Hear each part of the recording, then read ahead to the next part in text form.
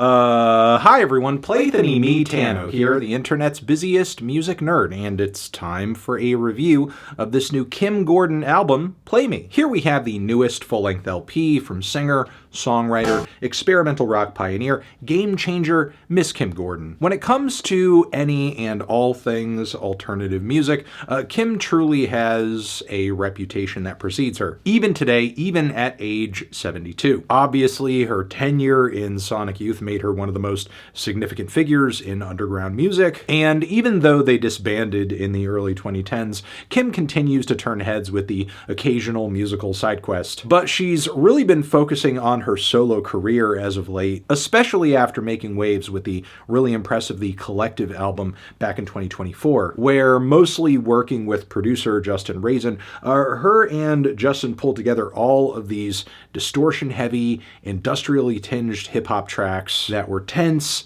odd, abstract, and raw in all the right ways. Kim and Justin even revamped the most popular track off of the record, Bye Bye, last year in 2025, and that newer version of that track is featured on the track list of this new album over here too. And given how quickly Play Me has come together and some of the hip-hop inspired teasers in the lead up to this album, it feels like with this one Kim is just trying to strike while the iron is hot. She is working once again with Justin too, who, just to remind you, in the past has provided production and support for the likes of Lil Yachty, Drake, Eve Toomer, even Charlie XCX. But going into Play Me, for the most part, what I expected was really just a second helping of The Collective on some level, or at least something that is equally as focused in whatever direction it happens to head in. Sadly though, Play Me is notably shorter than its predecessor, The Collective, and I'm actually kind of surprised that the 2025 version of Bye Bye still actually manages to be one of the best tracks here, because yeah, it's been over a year since its original version,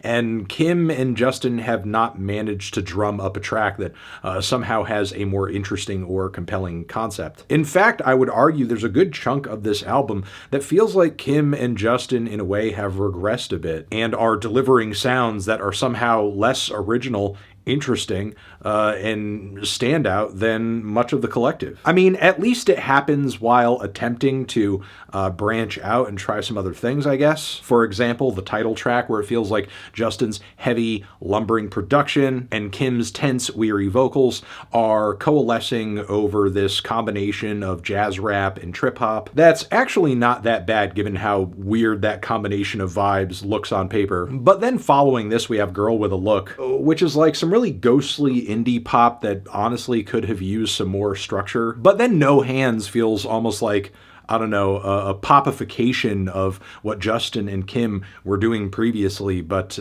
just awkward given the more direct rap beats and the very grating use of autotune. Then after this, Blackout feels almost like what you would get if you put Kim on top of a Metro Boomin beat, one that was meant for 21 Savage, with a kind of muddy metal riff repeating in the background occasionally. And again, it's okay as an experiment, but the final result and execution leaves a lot to be desired. It's a very tedious listen, which I would also say for Dirty Tech, which isn't much better despite the production taking a way more bouncy approach. For some reason, it just feels like Justin and Kim are favoring a lot of beats that maybe would have hit back in 2013, but just sound kind of stale now. Meanwhile, Not Today is a really dreamy indie rock number. Aesthetically, this song does feel a little more in Kim's usual wheelhouse, but what we're hearing here comes across like something you would hear from a band that's delivering a really pale imitation of what groups such as Sonic Youth did back in the day at their peak. The second half of the record delivers some more interesting ideas and surprises though. Busy Bee, for example, has a Dave Grohl music credit, of all things, I imagine, from some of the live drums laced into the track. And there's definitely something more to this song's noisier production, abstract structure, weird, pitched, found sound, spoken word passages, its heavy use of vocal effects too.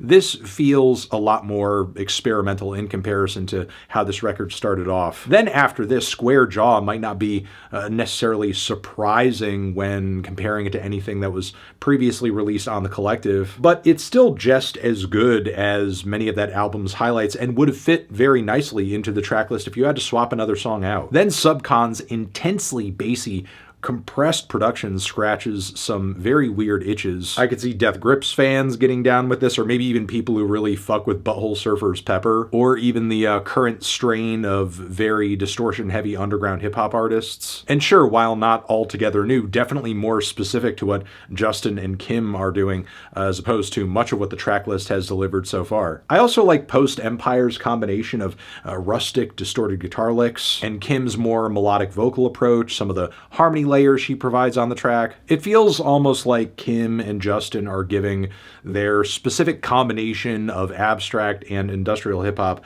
kind of a pop appeal. Then with Nailbiter, I love the crackling, sizzling distortion and bass this one offers at the start. It is seriously sinister and contributes to a pretty strong ending for the album, but ending the whole thing off with this new version of Bye Bye 25 tacked on to the very end, I feel like we're almost hearing the leftovers, or I don't know, the afterbirth from what was that album and era for Justin and Kim, because there's just not as much meat on the bones here. Once more, the best tracks feel like they could have appeared on that album. Meanwhile, everything else feels like a mix of either neutered alternative pop or rock, or like what would happen if Kim were made to put together a bunch of tracks for a prospective Dat Piff mixtape. So yeah, while Play Me did have some highlights on it for sure, this will most likely be the last time I'm playing it, mostly due to a very underwhelming first leg, and it just paling in comparison to its predecessor, which is why I'm feeling a strong 5 to a light 6 on this one. Transition, have you given this album a listen? Did you love it? Did you hate it? What would you rate it? You're the best, you're the best. What should I review next?